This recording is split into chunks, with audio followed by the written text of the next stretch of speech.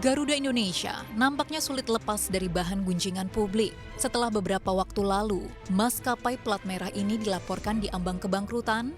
Kali ini muncul dugaan korupsi di tubuh BUMN tersebut. Tak tanggung-tanggung, pelaporannya datang dari Menteri BUMN Erick Thohir yang menyambangi Kejaksaan Agung pada Selasa 11 Januari. Menjadi permasalahannya adalah soal Garuda Indonesia. Yang tadi dibicarakan, yang pertama adalah restrukturisasi Garuda Indonesia.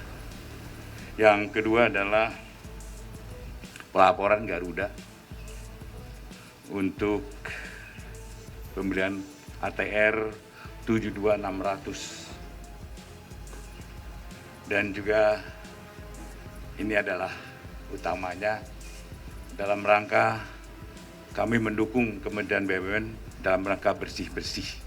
Inilah yang dimaksud Sang Jaksa Agung dalam rencana jangka panjang perusahaan di periode 2009 hingga 2014. Garuda diketahui berencana menambah armada pesawat sebanyak 64 buah.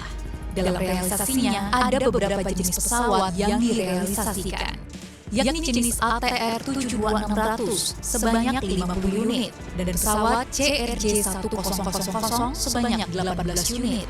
Sehingga totalnya menjadi 68 unit. Selain itu, perlu diketahui, pesawat penumpang yang lazim digunakan Garuda untuk penerbangan domestik adalah jenis Boeing dan Airbus. Garuda ini sedang tahap daripada restrukturisasi. Tetapi yang kita sudah ketahui juga secara data-data valid, memang dalam proses pengadaan pesawat terbangnya, leasingnya, itu ada indikasi korupsi dengan merek yang berbeda-beda. Nah, khususnya hari ini memang yang disampaikan Pak Jaksa Agung adalah ATR 72600. Nah, ini yang tentu juga kami serahkan bukti-bukti audit investigasi. Jadi bukan tuduhan, karena kita sudah bukan eranya saling menuduh, tetapi mesti ada fakta yang diberikan. Erick menduga pihak lessor sebagai pembuat skema pembelian maupun sewa turut terlibat dalam dugaan kasus korupsi ini dengan memberikan biaya pembelian maupun sewa yang kelewat mahal.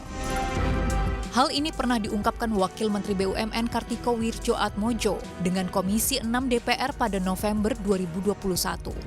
Wamen menyebutkan biaya sewa pesawat perusahaan mencapai 24,7% dari pendapatan perusahaan.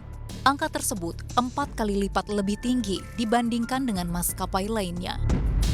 Dan ini juga menyebabkan kontrak-kontrak dengan lessor Garuda ini cukup tinggi dibandingkan dengan airline-airline lain. Bahkan ada data dari Bloomberg menyampaikan bahwa kalau kita bandingkan antara aircraft rental cost-nya Garuda dibandingkan dengan revenue-nya, Garuda termasuk yang terbesar. Jadi aircraft rental cost dibagi revenue Garuda itu mencapai 24,7%, 4 kali lipat dari global average. Kasus dugaan korupsi ini menjadi pukulan terbaru bagi Garuda yang tengah mengupayakan restrukturisasi utang-utangnya. Terkait dengan PKPU, Garuda akan terus melakukan diskusi secara intensif dengan para kreditur untuk melaksanakan restrukturisasi kewajiban usahanya sesuai dengan proses pengadilan.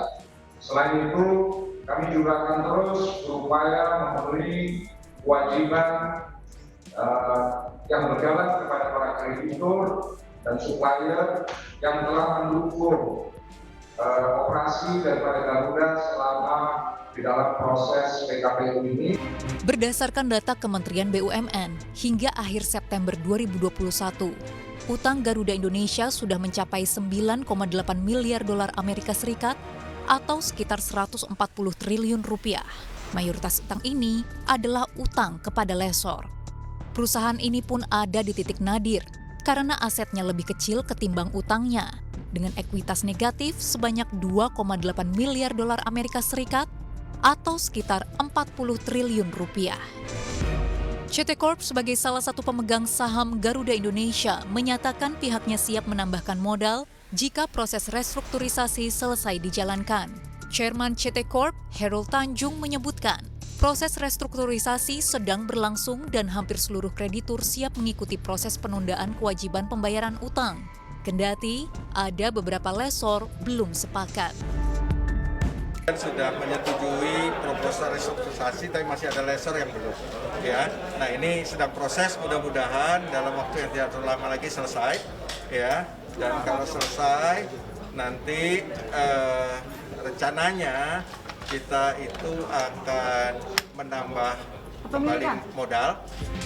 Jika kasus yang diajukan Erick Thohir maju ke babak penyidikan, maka nama mantan Direktur Utama Garuda Indonesia, Emir Syah Sattar, kembali diseret ke pengadilan. Pasalnya Emir Syah bertanggung jawab dalam perihal pengadaan pesawat perusahaan pada periode 2005 hingga 2014. Saat ini, Emir Syah tengah mendekam di penjara akibat terbukti menerima suap senilai 49,3 miliar rupiah dan melakukan pencucian uang dengan total 87,46 miliar rupiah terkait pembelian pesawat hingga pemeliharaan pesawat Garuda. Tim Liputan CNBC Indonesia.